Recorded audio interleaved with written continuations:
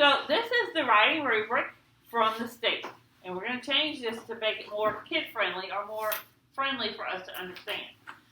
So if we look at the development of ideas, the first one, it says, again, we have 4 points, 3 points, 2 points, 1 point, 0 points. How many points do we want? 4. 4. So we want to strive to get everything in our writing that will give us 4 points.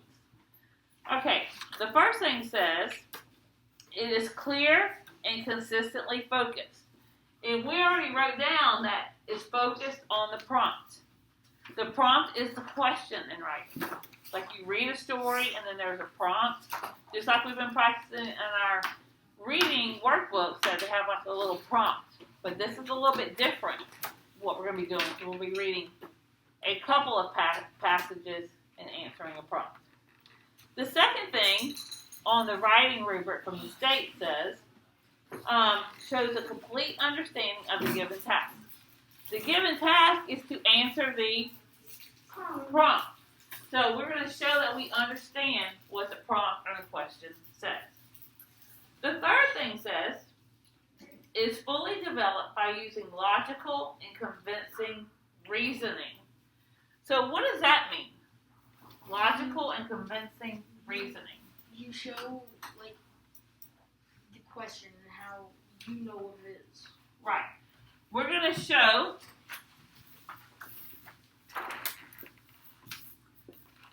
that we know the answer. So that's going to be like our voice. Okay? For instance, my opinion about eating lunch outside, because we have to eat outside at lunch sometime, is that I enjoy eating outside sometimes, but not every day. My opinion, I don't enjoy it because of the ants, the bugs, Sometimes the heat. Okay?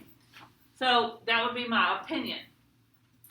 Then my opinion is I don't enjoy it.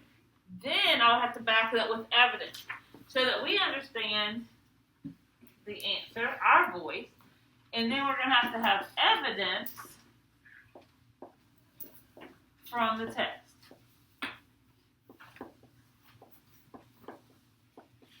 So my evidence about eating lunch would be we've had ants, we've had the wind blowing, right? Bees, it's hot. One time we had cars driving by when we were in the bus lane. That was at recess. So that would all be evidence. So you have to say your own voice, your own opinions, plus you have to draw stuff from the articles that you're reading. The next one is the evidence from the text, which we just talked about in this one. We put that one up there, okay? Uses details that are specific, relevant, accurate, based upon the text. So, how do we put that in our own words? How do we put that in our own words? Uses details. Use things from the article to back your Use details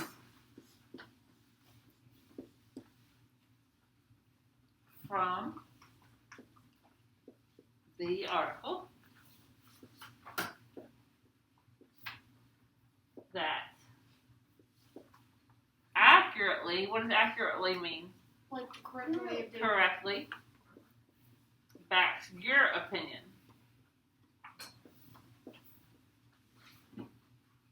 Or your answer. Sorry. We're going to do opinion writing first, but you're going to use details from the article that accurately backs what your opinion is, or your point of view, whatever it is that we're writing about. Okay. The next part says writing organization. So we're going to write on the back of the yellow, writing organization.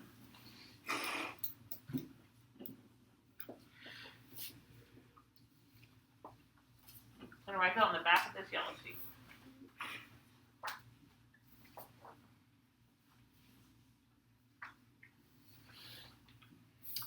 the students that are home, maybe they don't have the yellow sheet to write on, or maybe they're just writing it on a piece of paper or on the back of their kid-friendly version that Ms. Bridges gave them.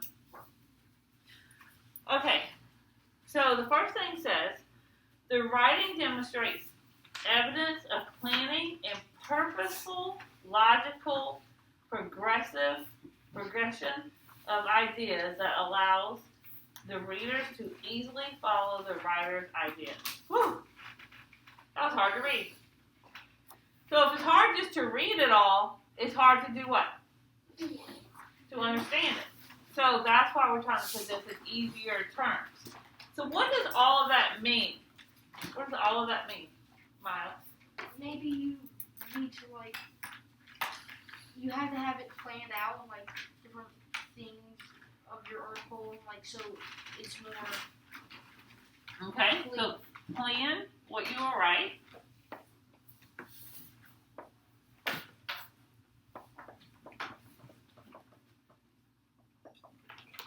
So if you are comparing and contrasting, you might draw what? What did we just do last week? A Venn diagram. If you are doing your opinion, you just might want to do a simple chart that says opinions, facts and opinions, or something like a T chart. Some way you're planning something out. You're planning it out.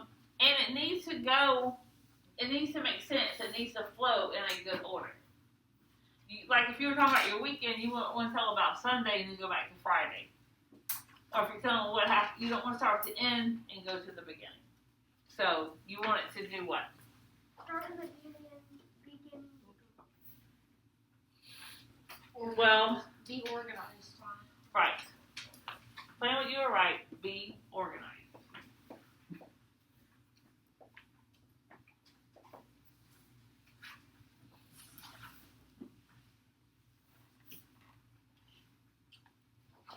It's called writing organization, right? So you plan and you make yourself organized. The next one is talking about word clauses and transitions are used frequently and effectively to clarify the relationship among claims, reasons, details, and or evidence. So we must use what? No. What kind of words? Transition words. Use transition words.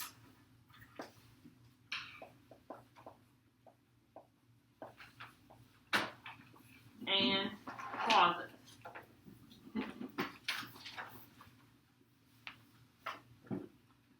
A clause would be like, by the way, after the storm. Those are clauses. Okay. And we talked about prepositional phrases, prepositional clauses. You can put some of those in there. The last thing on this one says, the writing contains an effective introduction and conclusion that contributes to cohesiveness and clarity of the response. So, you must include a what?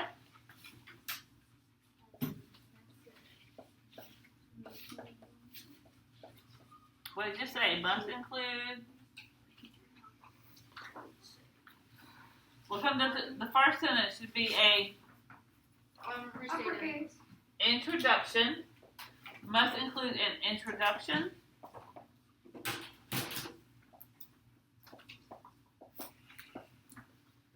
And end with a, read back what it says.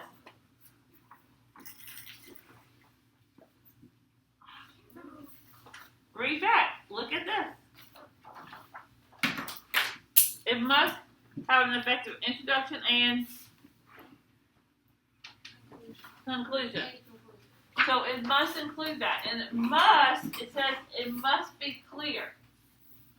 So your introduction is basically going to restate the prompt.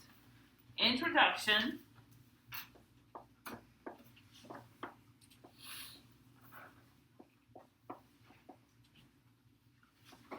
Should restate the prompt with your answer. The conclusion is the same thing, but it's just written in a different way. Okay? So, if they said, what is your opinion about our new lunch schedule? Which do you like the best? I would say my feelings on the new lunch schedule is eating in the classroom is the best option.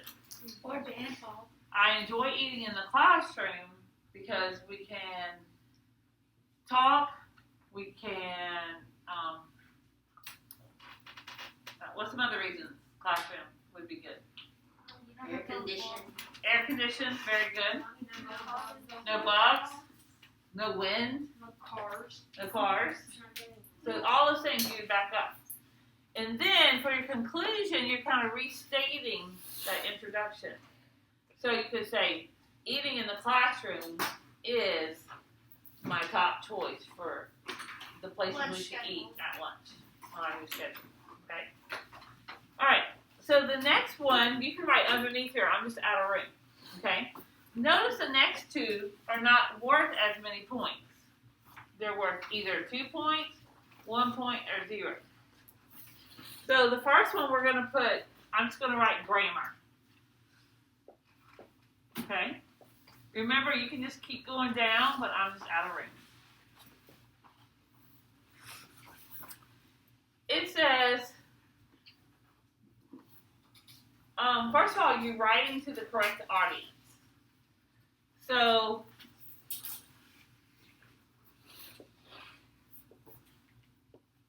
most of the time, when we write,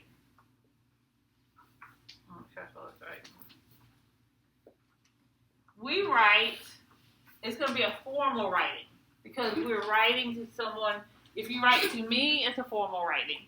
Sometimes in journal writing, it might be less formal, but most of the time, if you're actually writing on paper, it's a formal writing. Kayla, you have a question? That's it. Mm-hmm. You can sit right there. They're absent. Okay. So you got to know who you're writing to. Is this a formal? Because you don't want, if it's a formal writing, you don't want to say, hi, this is, Miss Lucas, and I'm here today to tell you I'm not a news reporter. So if it's a formal writing, you don't want to do that. If it's formal writing, you don't want to have a conclusion that says, I hope you enjoyed my opinion writing. That's not formal. I hope you learned. Okay? Or I hope you learned something. Or you can do more research. We're not going to say all that. That's not formal writing. The next one says your word choice.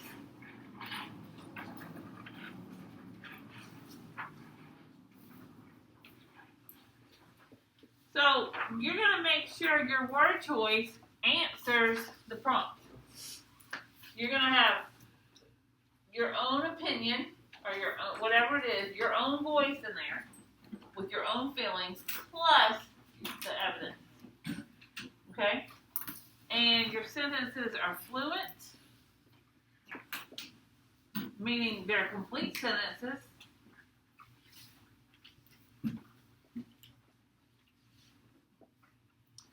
Are fluent with a variety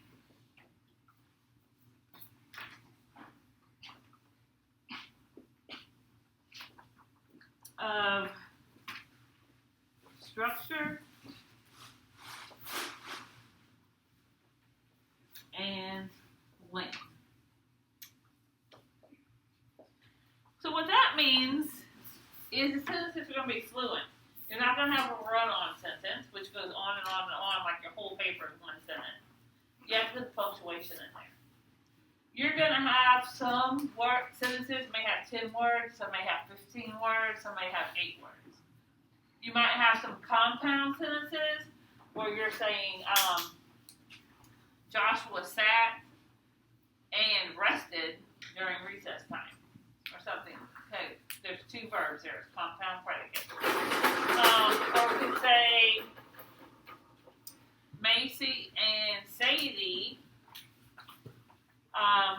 colored with chalk during recess on the sidewalk. Okay, that's a compound sentence. So those are compound subjects, compound verbs. You can have complex sentences as well, which we haven't gone over a lot. We will be going over that soon. All right, the last thing is the mechanics. So we're just going to write mechanics. What do you think mechanics is all about? The way you write. The way you write, yes, but what's more than that? I have no more space. Me either. Did right on right here.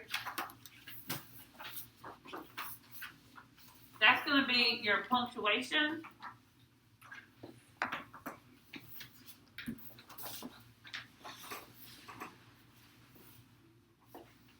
And your capitalization.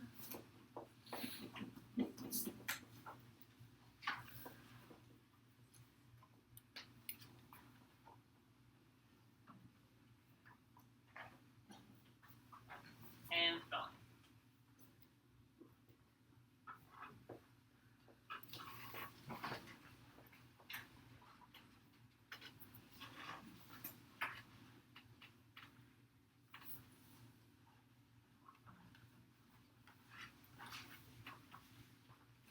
Okay, so this is the rubric that we're going to be using.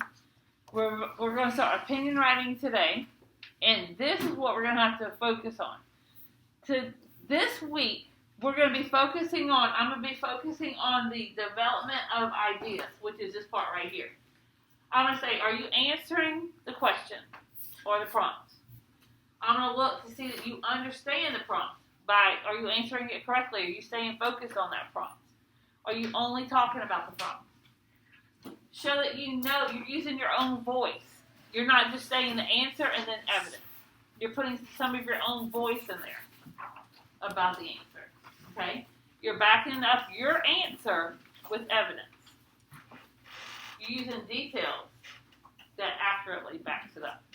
This part right here is what we're going to focus on this week during our opinion writing.